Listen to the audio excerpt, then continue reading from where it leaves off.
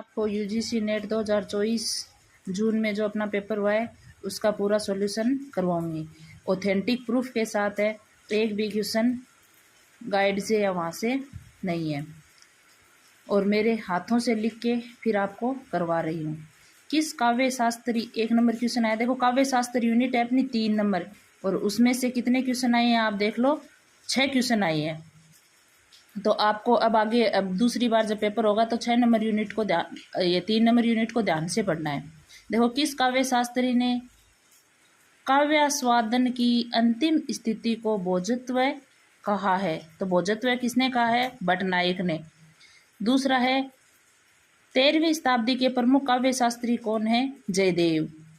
फिर है तीसरा, पाश्चात्य काव्य शास्त्र संबंधी कृति और पाश्चात्य काव्य शास्त्री कौन है, तो लिटरेरिया बायोग्राफी 1817 में, ये मैंने अलग से लिखा है, वहाँ तो ये रचना और रचनाकारी थे, तो क्योंकि क्वेश्चन पीछे रचना कब लिखी गई ऐसे भी आया हुआ है, और जैसे कोलरिज है तो उसका समय भी पूछा हुआ है, इनको क्रमानुसार भी लगाना है, तो मैंने एक जगह ही सारी बातें लिख दी हैं, तो इनको ध्यान से देखना है। लिटरेरिया बायोग्राफी कब लिखी गई, 1817 में, और किसकी रचना है ये, कोलरिज की, और कोलरिज का समय कितना है, 1772 से 1834 से, तो आपको 1772 तो याद ही रखना है।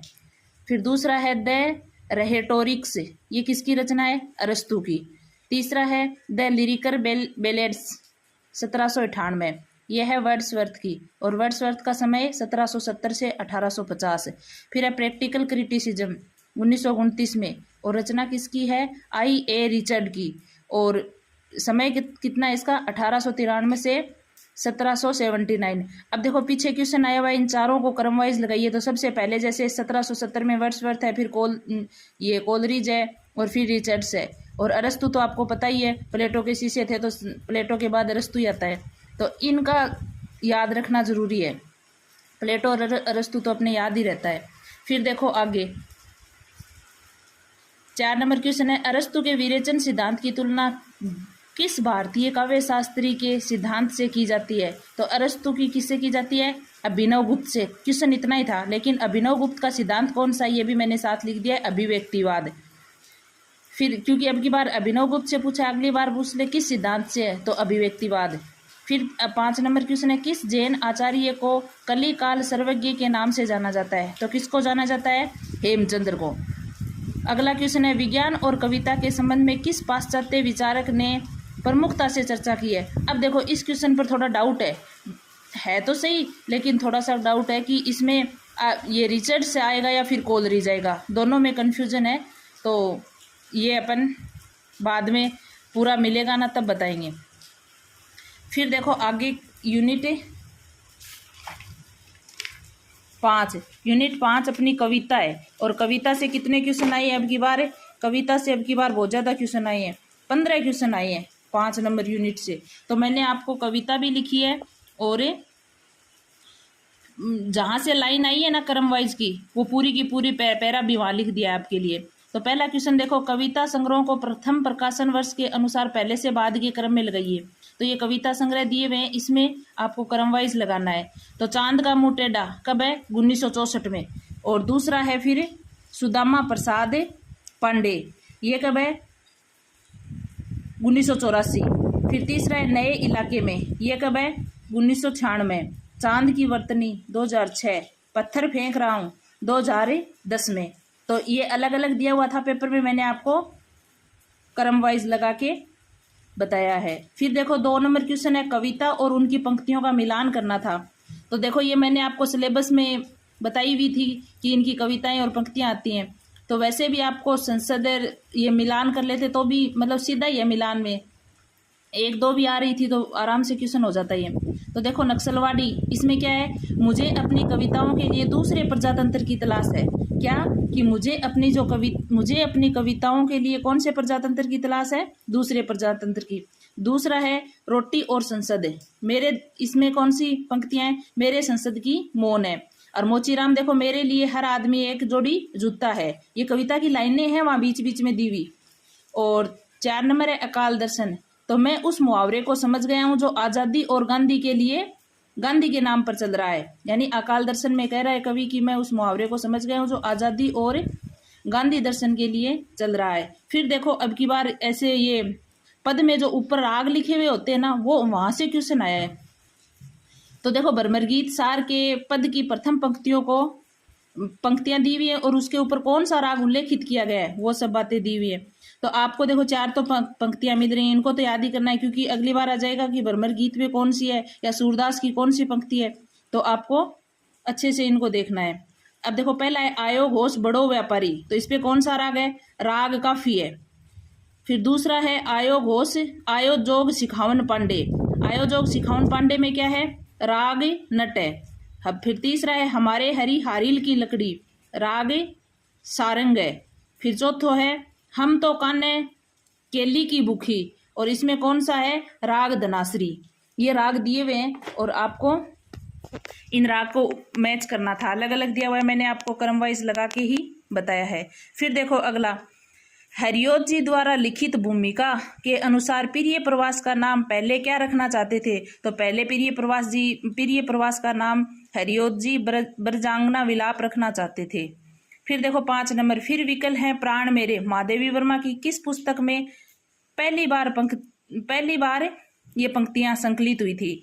तो देखो वैसे तो ये सीधी सादे गीत में, लेकिन थोड़ा सा डाउट है कि पहली बार नाम आया है, तो क्या पता पहली बार किसी दूसरी रचना में भी हुई है। तो अगर वैसे तो ये 99% तो ये इसी है, 1% कहीं मुझे अलग क्वेश्चन मतलब थोड़ा सा किसमें डाउट है 1% का। आगे देखो कामायनी के लज्जा सरक की पंक्तियां हैं, इसमें 5 पंक्तियां दी हुई थी और आपको लज्जा सरक की पंक्तियों को अलग करना था, तो मैंने तीनों लज्जा सरक की लिख दी है। मैं एक पकड़ हूं जो कहती ठहरो कुछ सोच विचार करो, दूसरी है इस निविड़ निशा में स्मृति की आलोकमयी रेखा क्या है, तीसरी है नारी तुम केवल श्रद्धा हो विश्वास रजत नग पगतल में। ये तीनों पंक्तियां किसकी हैं, लज्जा सरक की। फिर देखो तुलसीदास कृत रामचरितमानस, अब देखो आपको पहली यूनिट करवाई थी, वहां ये लिखे हुए रामचरितमानस कौन सी भाषा में, अवधी भाषा में। तो तुलसीदास कृत रामचरितमानस में राम राज्य संबंधी वर्णन की पंक्तियां, यानी राम राज्य के संबंध में कौन सी पंक्तियां लिखी हुई, 5 पंक्तियां इसमें और 3 ये पंक्तियां हैं जो राम राज्य संबंधी हैं। नहीं भय शोक न रोग, सब गुण गए पंडित सब ज्ञानी, सब उदार सब पर उपकारी। ये 3 पंक्तियां रामचरितमानस में राम राज्य संबंधी हैं। फिर देखो अगली भूल गलती कविता में कैदी के रूप में दरबार में लाए गए व्यक्ति के बारे में इन पंक्तियों को पहले से बाद के क्रम में लगाइए, यानी ये 5 पंक्तियां थी और इनको पहले से बाद के क्रम में लगाना था, तो मैंने पहले से बाद के क्रम में लगा के बताई है। इसमें कैदी को लाया जाता है और वो किस वेशभूषा में था, कैसे, तो देखो पहने हथकड़ी वह क्या ऊंचा कद, समूचे जिस्म पर लत्तर, वह कैद कर लाया गया ईमान, बेखौफ नीली बिजलियों को फेंकता, ना मंजूर उसको जिंदगी की शर्म की सी शर्त। 9 नंबर क्वेश्चन देखो अपना अगला, पर्वत समुद्र अगम बिच बीहड़ घन बन ढाक, कीमी के बेंटो कंत तुम्हें ना मोही पाव न पांख।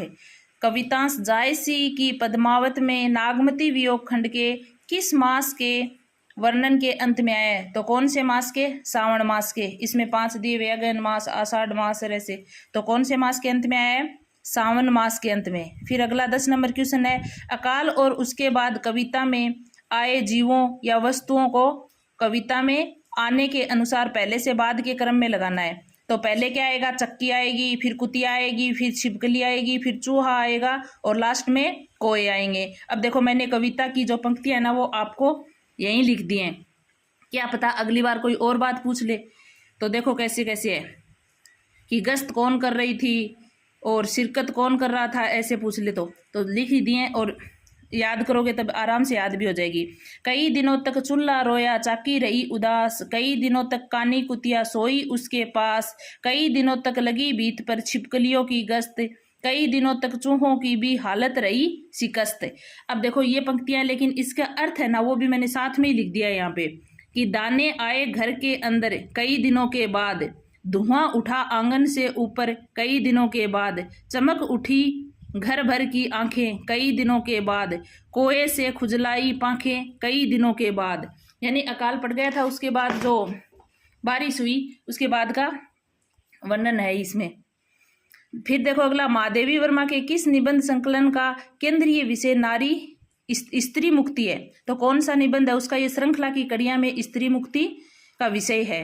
फिर आगे देखो 12 नंबर क्वेश्चन, बिना दुख के सब निस्सार, बिना आंसू के जीवन भार, दीन दुर्लभ है रे संसार, इसी से दया क्षमा और प्यार। ये किसकी पंक्तियां हैं? सुमित्रा नंदन पंत जी की हैं। फिर देखो सतपुड़ा के जंगल कविता में किस वाद्य यंत्र का उल्लेख हुआ है? कौन से वाद्य यंत्र का उल्लेख हुआ है? ढोल का। अब देखो ये कविता दिखाऊंगी आपको और इसमें कहाँ पर ढोल आया है ये देखो। एक बार ये गोड जो मैंने लगाया ना, ऐसे आया कि सतपुड़ा के जंगल में कौन सी जाति का उल्लेख है? तो कौन सी जाति का है? गोड जाति का। देखो, इन वनों के खूब भीतरे 4 मुर्गे 4 तितरे। ये देखो इनके बारे में भी पूछा जा सकता है। और कौन है? मुर्गे हैं, तितर हैं, ये भी क्वेश्चन मतलब पूछा जा सकता है आगे। पाल कर निश्चित बैठे, विजन वन के बीच बैठे, झोंपड़ी पर फूल डाले, गोड़ तगड़े और काले, जबकि होली पास आती, सरसराती घास गाती, और मऊए से लपकती, मत करती बास आती, गूंज उठते ढोल। ये देखो आ गया ना ढोल। गूंज उठते ढोल इनके, गीत इनके गोल इनके, सतपुड़ा के घने जंगल, नींद में डूबते हुए से ऊँगते अनमने जंगल। अब देखो ये एक बार ये पंक्तियां भी पूछी हुई है कि इनको सतपुड़ा के जंगल में जंगल का क्या क्या विशेषण दिया गया है। तो नींद में डूबे हुए से ऊँगते अनमने जंगल, ऐसे 5 पंक्तियां थी। तो मैंने अब की बार तो ये ढोल वाला किसी ने इतनी पंक्तियां लिखी हैं और आपको बाद में जब विस्तार से करवाऊंगी उस समय बता दूंगी। अगला देखो अपना कितने नंबर क्वेश्चन है? 14 नंबर। 14 नंबर है ऐसा दे वीणा। किसकी है? एस अगे जी की जो है ना, उसमें ऐसा दे वीणा कविता में वर्णित प्रियवद के नीरव एकालाप में आए संबंधों को पहले से बाद के क्रम में लगाइए। यानी प्रियवद के नीरव एकालाप में जो संबोधन किए गए ना, उनको पहले से बाद के क्रम में लगाना है।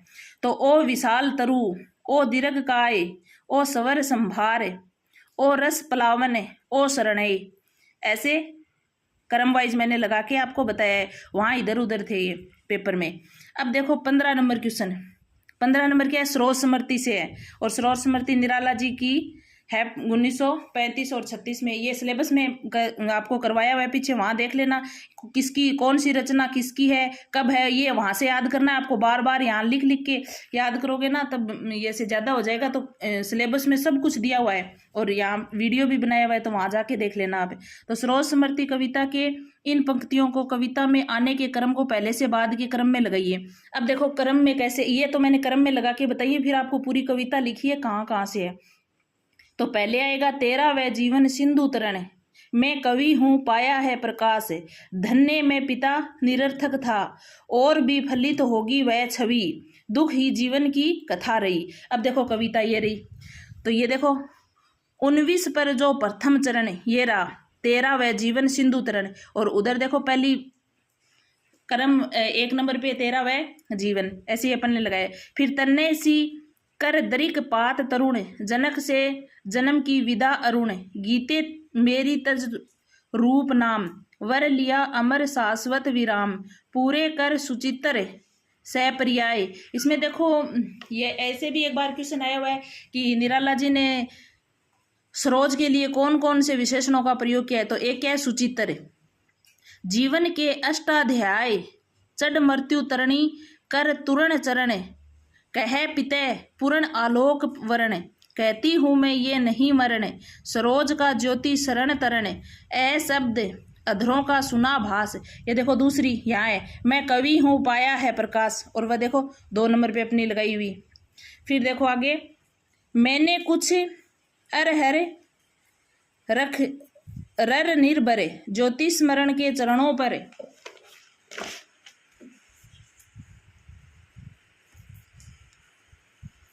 जीवन कविते सत झर सर जर्जरे, छोड़कर पिता को पृथ्वी पर, तू गई स्वर्ग क्या ये विचार, जब अब अक्षम अति तब मैं सक्षम, जाऊंगी कर गहे दुस्तरतम, कहता तेरा प्रियाण सविनय, कोई न अन्यथा भावदे। यानी वो निराला जी की लास्ट पुत्री बची थी, बाकी उसकी पत्नी की उनकी पहले डेथ हो चुकी थी। श्रावण नभ का स्तंभा धंधा धांधकार, शुक्ला प्रथमा कर गई पार। ये देखो शुक्ला और प्रथमा भी उसके सरोज के लिए है। धन्य में पिता निरर्थक था, ये उसमें कर्म में अपना था। कुछ भी तेरे हित न कर सका, जाना तो अर्था गमोपाय, पर रहा सदा संकुचित काय। लख कर अनर्थ आर्थिक पथ पर, हारता रहा में स्वार्थ समर। सुचिते, ये देखो सुचिते भी एक बार पीछे क्वेश्चन आया हुआ है, क्या कहा? सुचिते पहनाकर चीना संक, रख कर ने तुझे अतः दधी मुख। मामी मामा का रहा प्यार, भर जलद धरा को जो अपार। वे ही सुख दुख में रहे नयस्त, तेरे हित सदा समस्त व्यस्त। वह लता वह वहीं की जहाँ कली, तू खिली स्नेह से हिली पली। अंत भी उसी गोद में शरण, यानी सरोज अपने ननियाल में ही पैदा हुई थी, वहीं पली बड़ी थी, वहीं मामा मामी की वहाँ रही थी। तो उसके बारे में बता रहे हैं निराला जी। ली मुंदे दरिग वर्ग महाप्राण, मुझ भाग्यहीन की तू संबल। युग वर्ष बाद जब हुई विकल, दुख ही जीवन की कथा रही। क्या कहूँ आज जो नहीं कही, जो हो इसी कर्म पर वज्रपात। यदि धर्म रहे नत सदा माथ, इस पथ पर मेरे कार्य सकल हो भ्रष्ट। शीत कैसे सतदल, कन्ने गत कर्मों का अर्पण। कर करता में तेरे तर्पण। अब देखो 15 क्वेश्चन आए हैं अपनी, तो इन कविता जो जितनी जितनी मैंने लिखी है ना, उसको तो आप रट ही लेना, ठीक है। अभी आगे के जो क्वेश्चन है उसको बाद में करवाऊंगी।